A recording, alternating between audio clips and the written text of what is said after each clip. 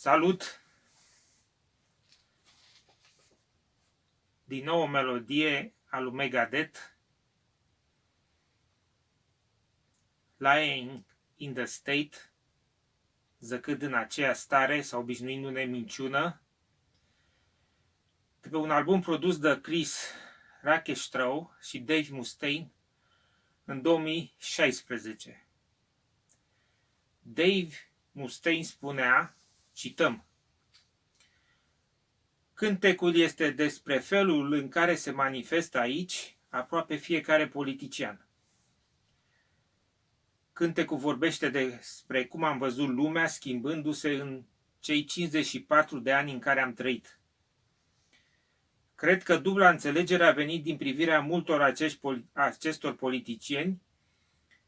Știi, doar când li se pune o întrebare, răspunsul este atât de rotitor, aburitor, cineva care nu știe că rahatul va spune: am înțeles, pentru că ei nu vor să spun habar n-am ce a spus el.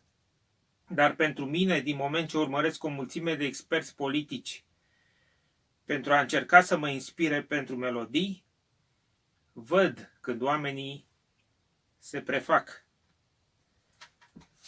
Atunci îl ai de exemplu pe John Kerry. Soția lui este moștenitoarea lui Heinz Ketchup, așa că tipul ăsta este miliardar.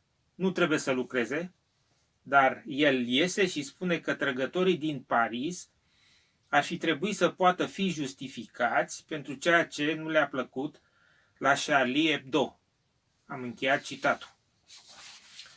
Versurile sună cam așa: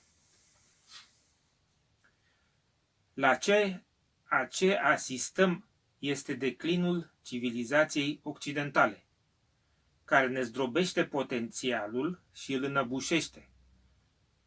Cum ne va descrie istoria? Atacă familia, atacă-i credința și visele, atacă corpul și capul va cădea. O moștenire durabilă sau o ruină adusă în grabă? Inamicul adevărului zace acolo în stat. În altă zi, o altă criză fabricată care îi distrage pe oameni. Nimeni nu mai respectă regulile. Cum ne va descrie istoria? O coloană vertebrală spartă, fără să mai rămână nimic de pierdut?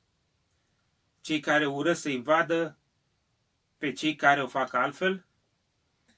O moștenire durabilă sau o ruină adusă în grabă? Dușmanul adevărului stă acolo, în starea în care este.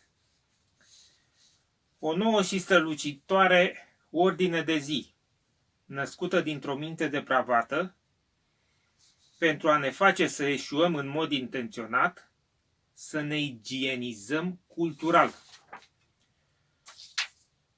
Opiaceele pentru masele sub pelerină ca speranță și să schimbăm noul normal sau doar mai mult.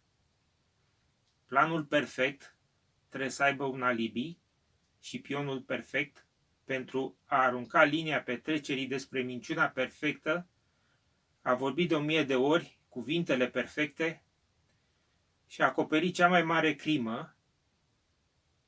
Iadul se întoarce din nou în afară, își rea drumul în sus spre a ne întâlni și facem în mod deliberat un pas cu un picior mai aproape de mormânt.